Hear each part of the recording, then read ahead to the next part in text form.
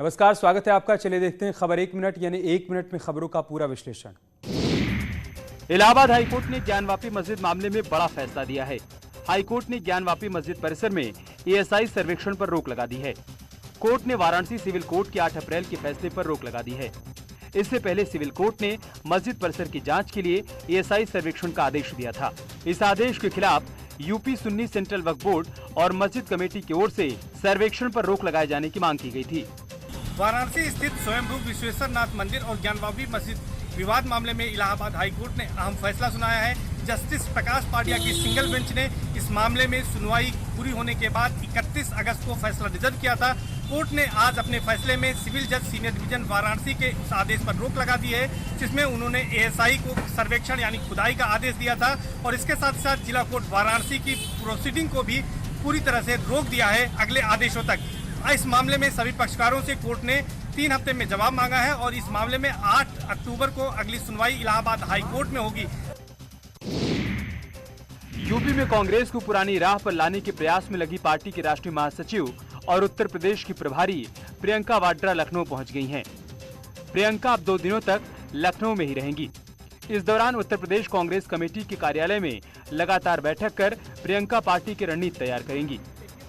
दौरे को लेकर क्या रहेगा? अभी तो मैं कार्यकर्ताओं से मिलने आई हूँ और अपनी जो इंटरनल मीटिंग्स है वही ज्यादातर करने आई हूँ। देखिए, कल से लगातार वो जो सबसे अहम बैठक है वो हमारी स्ट्रैटेजी कमेटी की है, एडवाइजरी कमेटी की और पीसी है, जहाँ पे हमारी प्रक्रिया शुरू होगी। जो हमारे कैंडिडेट्स हैं, उम्मीदवार जो चुनाव लड़ना चाहते हैं, उसकी जो प्रक्रिया होती है उसकी प्रक्रिया की कल शुरुआत होगी और कैसे सारे उम्मीदवारों से उनसे नाम लिए जाएंगे, किस तरह से उसको स्क्रूटनी होगी, तो वो कल पहली बैठक है। तो ये 3 अहम बैठक है। इसके अलावा संगठन के बहुत सारे जितने भी हमारे नए पदाधिकारी जो संगठन का सृजन हुआ है, इसमें नए जितने लोग आए हैं उनका अलग अलग जोन वाइज लोगों से मुलाकात करनी।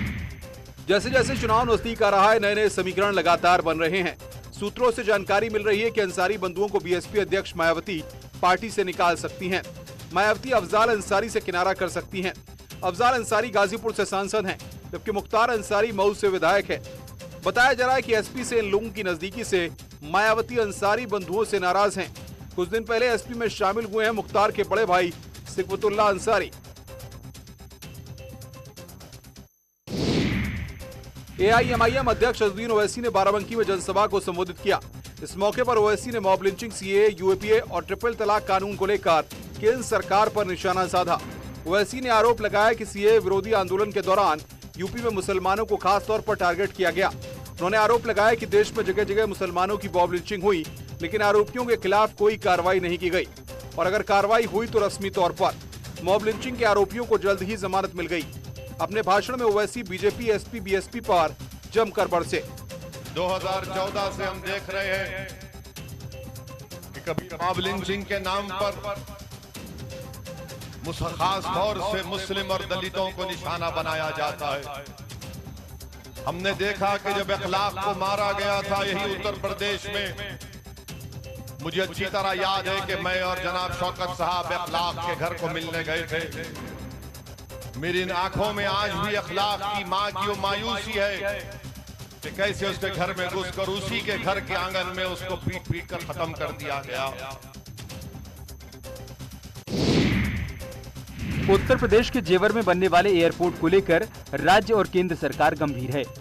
आज केंद्रीय नागरिक उड्डयन मंत्री ज्योतिरादित्य सिंधिया ने प्रेस कॉन्फ्रेंस कर बताया कि जेवर में एयरपोर्ट के लिए 30,000 करोड़ का प्रोजेक्ट होगा। पहले फेज में 9,000 करोड़ का निवेश होगा। जेवर एयरपोर्ट बनने के बाद एनसीआर की तस्वीर बदल जाएगी। एक नया केंद्र उत्तर प्रदेश में बनने जा रहा है जेवर में। महत्वाकांक्षी योजना बहुत है, केवल उत्तर प्रदेश के लिए नहीं, मैं मानता हूं संपूर्ण भारतवर्ष के लिए। और जेवर एयरपोर्ट कुल मिलाकर 30,000 करोड़ रुपए का प्रोजेक्ट रहेगा। फेज 1 में 9,000 करोड़ रुपए के निवेश के आधार पर 1.2 करोड़ यात्री प्रति वर्ष की क्षमता जेवर की एयरपोर्ट में रहेगी और फेज 4 तक 7 करोड़ की क्षमता अकेले जेवर एयरपोर्ट की बनने जा रही है। मिशन 2022 के लिए बीजेपी लगातार बैठक कर रही है। लखनऊ में बीजेपी के प्रदेश कार्यालय पर बड़ी मीटिंग हुई।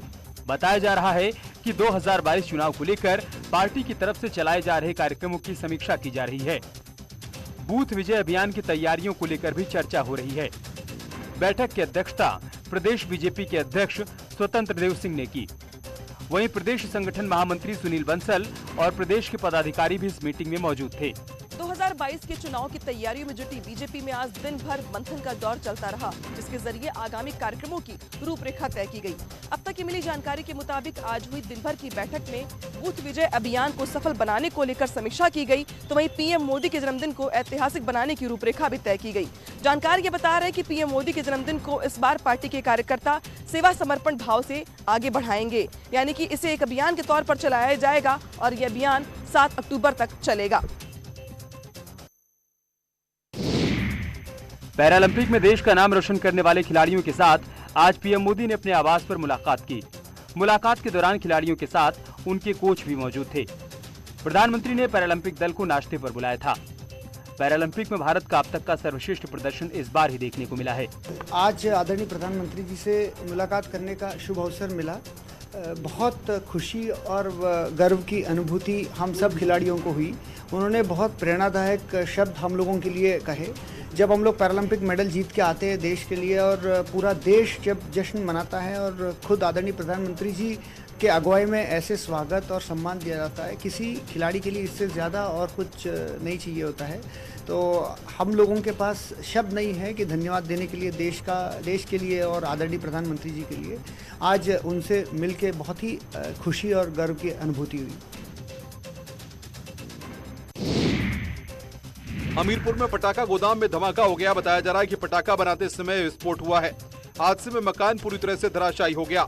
हादसे में पटाखा बनाने वाले 2 भाई गंभीर रूप से घायल हो गए हैं। सूचना के बाद पहुंची पुलिस ने घायलों को जिला अस्पताल में भर्ती करवाया है और जांच में जुट गई है। मामला हमीरपुर जिले के सदर कोतवाली क्षेत्र के मेरापुर मोहल्ले का है। कोतवाली हमीरपुर के सिंह माहेश्वरी मंदिर से आगे यमुना नदी के किनारे एक सुरक्षित स्थान पर एक कमरा बना हुआ था, जिसमें पटाखे का व्यवसाय करने वाले लाइसेंसी अपना काम करते थे। आज जब उन्होंने कमरा खोला तो उसमें 2 बोरियां गिरी, जिसके कारण विस्फोट हुआ और विस्फोट में 2 भाई विजेंद्र गुप्ता और ज्ञानेंद्र गुप्ता ये लोग इंजर्ड हो गए। इनको प्राथमिक उपचार हेतु जिला अस्पताल भेजा गया है, जहां इनका इलाज चल रहा है। कानपुर में 2 पक्षों में मारपीट हो गई। मारपीट में 2 लोग जख्मी हुए हैं। कल्याणपुर थाना क्षेत्र के रावतपुर गांव में मारपीट हुई। आरोप के मुताबिक युवक शराब के नशे में धुत होकर गाली गलौज कर रहा था। इसका पड़ोस में रहने वाले लोगों ने विरोध किया तो मारपीट शुरू हो गई। इस दौरान दोनों पक्षों में जमकर ईंट पत्थर और लाठी डंडे चले। इसमें एक पक्ष के 2 लोग कल्याणपुर थाने पहुंचे, जहां पुलिस ने बेहोश महिला और उसके भाई को मेडिकल के लिए भेजा है। इन लोगों ने पुलिस पर कार्रवाई न करने का आरोप लगाया है। डगरू ने मारा और डगरू के सामने बिल्कुल आमने-सामने जिसका बाप मोटा जिसकी लड़की की भी शादी नहीं भाई, वो लोग ने पूरा पावर था। पुलिस से शिकायत की? पुलिस ने आ गया, पुलिस ने चौकी से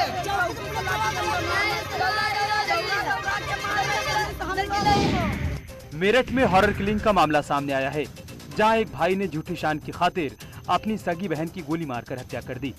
जानकारी के मुताबिक बहन का किसी से प्रेम प्रसंग चल रहा था, जो उसके भाई को पसंद नहीं था और रात को सोते वक्त आरोपी ने अपनी बहन की हत्या कर दी। फिलहाल पुलिस ने हत्या के आरोपी भाई को गिरफ्तार कर लिया है और हत्या में इस्तेमाल किए गए तमंचे को भी जब्त कर लिया है। थाना क्षेत्र सरधना के इस्लामाबाद मोहल्ले में आरिफ नामक व्यक्ति के द्वारा अपने बहन की हत्या की गई है।